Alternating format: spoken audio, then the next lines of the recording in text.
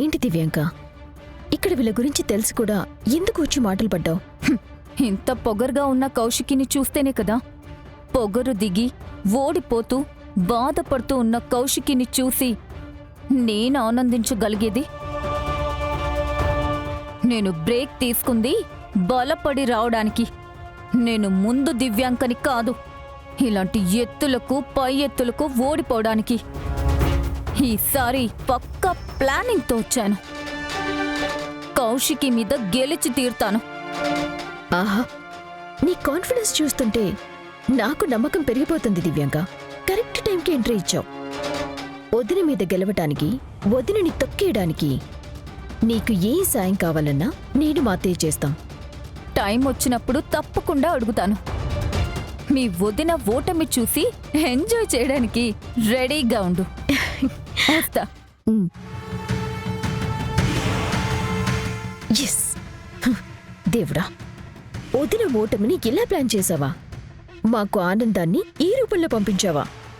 Thank you God.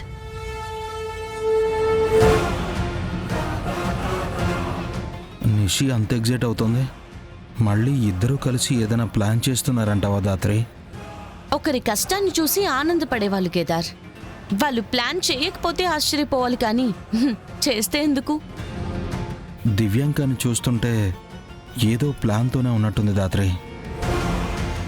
ఈసారి అక్క మీద గెలవడానికి ఎంత దూరమైనా వెళ్లేలా ఉంది. అవును, మనం కొంచెం అలర్ట్గానే ఉండాలి.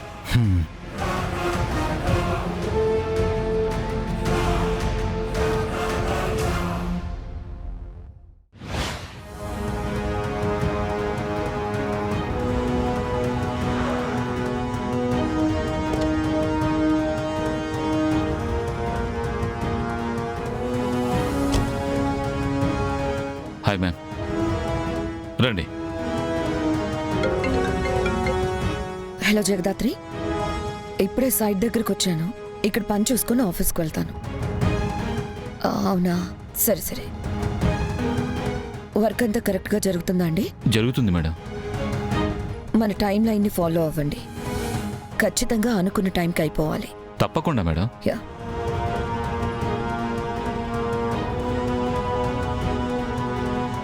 జాగ్రత్త అత్తయ్య.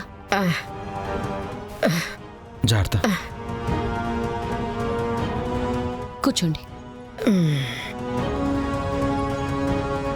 రోజంతా ఆ రూమ్లోనే ఉంటే మీరు ఇలా డల్గానే ఉంటారు.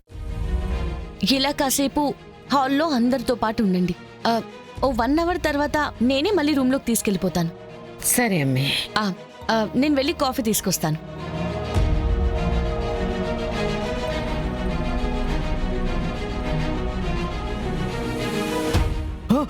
ఏంట్రా ఇది? చూడండిరా, రక్తం. ఏం జరుగుతుంది అక్కడ? ఎందుకు వాళ్ళు పని చేయకుండా గ్యాదర్ అయ్యారు? నేను చూసొస్తాను మేడం. ఏమైంది రాజు? సార్, ఇక్కడ తవ్వుతుంటే గుణపానికి రక్తం వచ్చింది sir. రక్తమా? Madam!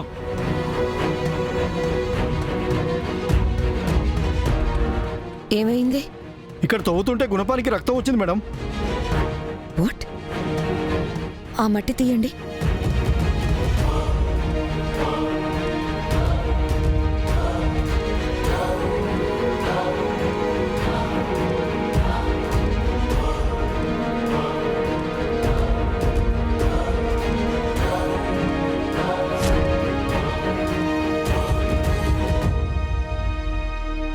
Madam, body madam, body madam, body madam, body madam. Manager, వెంటనే పోలీసులకి ఫోన్ చేయండి. ఇక్కడి నుంచి ఎవరూ ఎక్కడికి వెళ్ళకూడదు. అందరూ వెళ్ళి ఆ నీడలో కూర్చోండి. మేనేజర్, పోలీసులు వచ్చి ఎంక్వైరీ చేసేంత వరకు ఎవరూ ఎక్కడికి వెళ్లకుండా చూసుకోండి. సరే మేడం. వెళ్ళండి.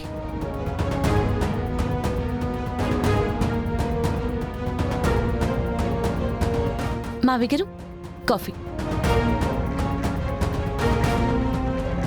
అత్తయ్య గారు.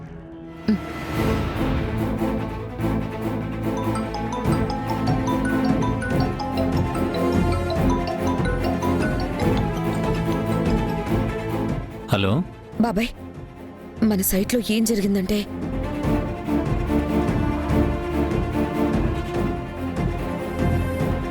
అవునా?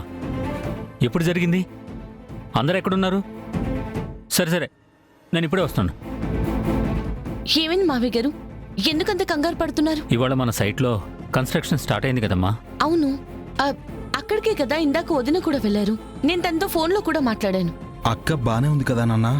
బాగుంది కేదార్, కానీ మన సైట్లో ఒక అమ్మాయి డెడ్ బాడీ దొరికిందంట. ఒక అమ్మాయి డెడ్ బాడీ దొరికిందంట. ఒక అమ్మాయి డెడ్ బాడీ దొరికిందంట. ఒక అమ్మాయి డెడ్ బాడీ దొరికిందంట.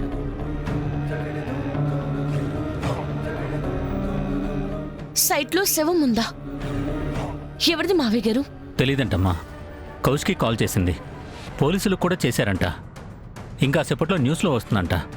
మనం కంగారు పడతామని ముందే కాల్ చేసి చెప్పింది. అసలు సైట్లో బాడీ దొరకడం ఏంటి నాన్న? ఈ పని ఎవరు చేసి ఉంటారు? ఇంకెవరు? సైట్ ఓనరే. ఏంటి అందరూ ఎలా చూస్తున్నారు? ఈ మాట నేననటం లేదు, బయట అందరూ అదే అనుకుంటున్నారు. వదిన బిజినెస్ చేయలేకపోతున్నారు, సీఈఓని మార్చమని ఎన్నిసార్లు చెప్పాం మావయ్య, విన్నారా? ఇప్పుడు సైట్లో బాడీ దొరికింది, ఇంకే ఉంది. కేసు తేలే వరకు సైట్ని సీజ్ చేస్తారు, కన్స్ట్రక్షన్ కూడా జరగనివ్వరు. దీనివల్ల కంపెనీకి ఎంత లాస్? సీఈఓగా యువరాజ్ని పెట్టుంటే పెట్టుంటే ఏం జరిగింది నిషి? అమ్మాయిని చంపి శవాన్ని అక్కడ పాతి పెట్టారే. వాళ్ళని యువరాజ్ ముందే కలిసి, ఇది మా స్థలం, రేపు ప్రాజెక్ట్ స్టార్ట్ అవుతుంది, ఇక్కడ పాతి పెట్టకండి అని చెప్పేవాడా? హంతకులతో యువరాజ్కేం పని?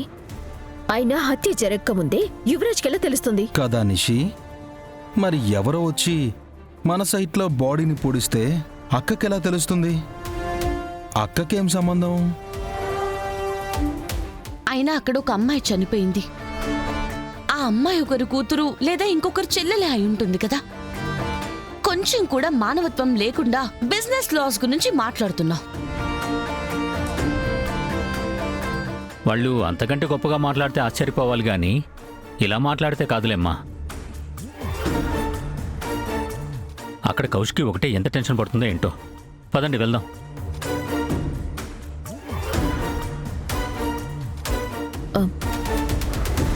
మీరు రెస్ట్ తీసుకోండి అత్తయ్య, మేం వెళ్ళి ఏం జరిగిందో చూస్తాం. భద్రం అమ్మే. సరే, జాగ్రత్త. పద యువరాజ్.